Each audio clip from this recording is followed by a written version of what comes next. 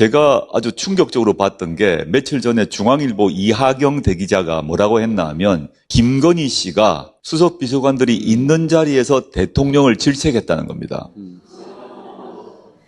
이거 뭐지? 망신을 주었다는 식으로 표현했죠. 네. 최근에 이제 명태균 씨의 주장이나 네. 바쁘셔가지고 다 보셨을지 모르겠는데. 다 봤습니다. 다 봤습니다. 대통령실의 반응이나 회계 책임자 강혜경 씨의 주장이나 쭉 보시고 주목하시는 대목이 있어요? 김영선 씨 관련 공천 개입 얘기가 있지 않습니까? 네. 김영선 씨 세비가 반이 입금됐잖아요. 네. 그럼 무조건 처벌이 됩니다, 그냥. 두 사람 처벌은 이미 정해진 문제입니다. 오히려 작년 말에 수사가 시작되었는데 왜 이제서야 압수수색한지에 대한 의혹이 사실 있습니다.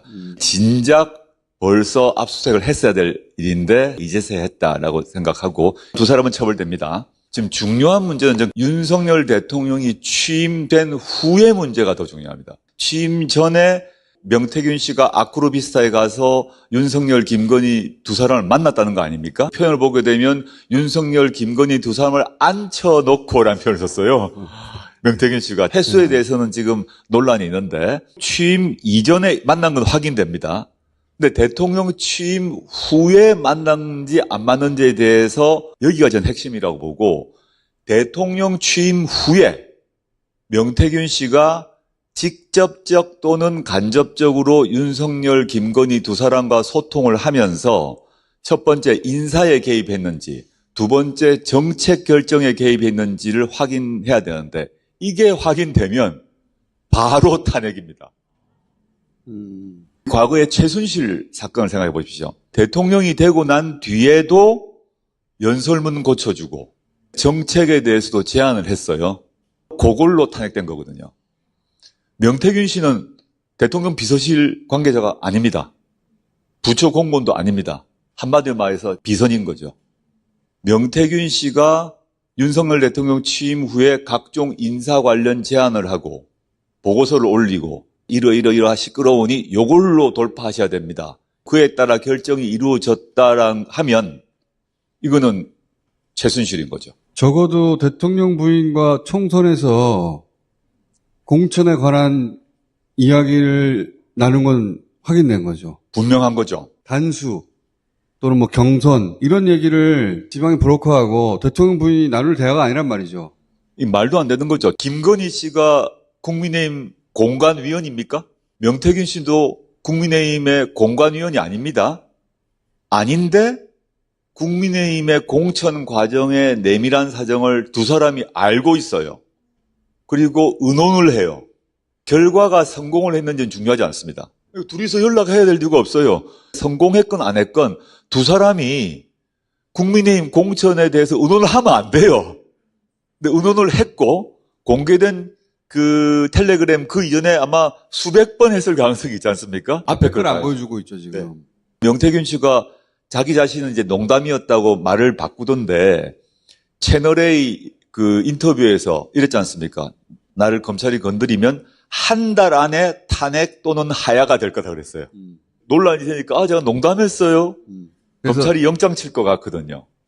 포렌식을 했다는 것은 휴대폰에 있던 것을 파일의 형태로 뽑아냈다는 거니까 파일의 형태로 자기가 가지고 있다는 말이죠. 지금 검찰이 아직까지 안 가져간 것 같습니다. 그거를 다 확보를 못한 걸로 보여요. 네? 지금 명태균 한 사람에게 대통령실이 쩔쩔매는 상황이거든요.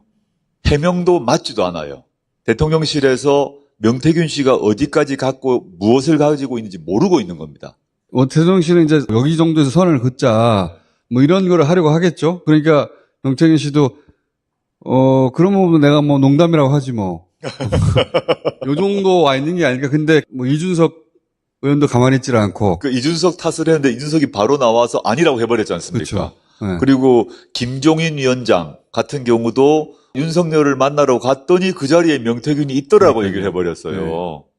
그 대통령실 해명이 아기가 다 안 맞는 상황입니다. 대통령 후보 부부를 대리하고 있었던 거예요. 그러니까요. 네.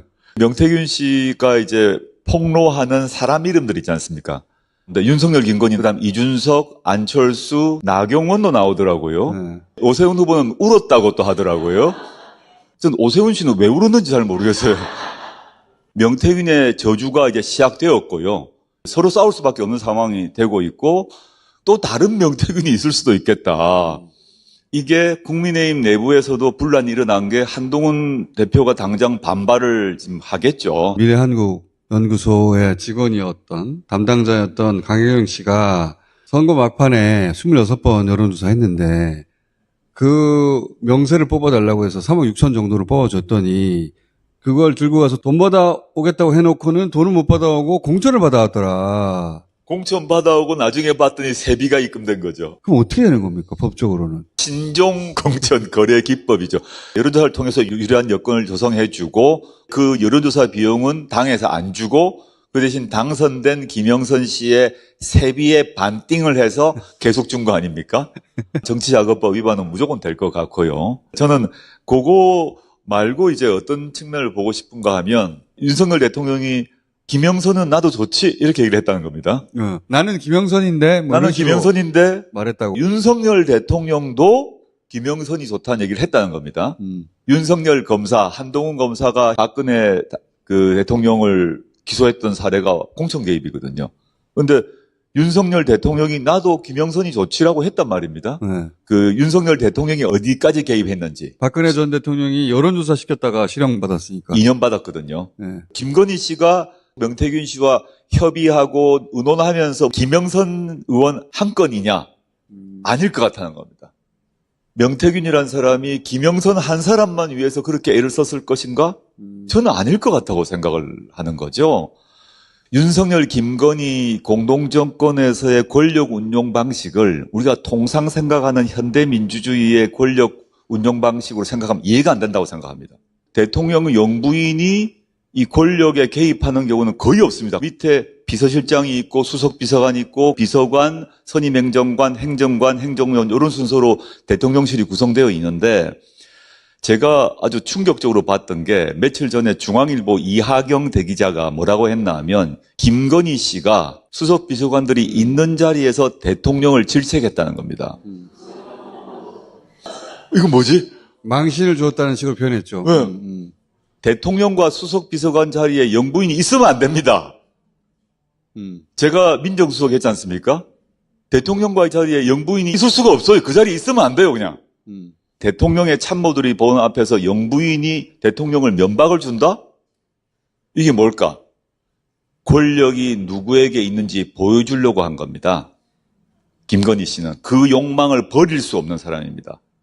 조선시대, 고려시대 보게 되면, 좀 우둔한 왕이 있고 아주 영리한 왕비가 있는데, 후사가 없어요.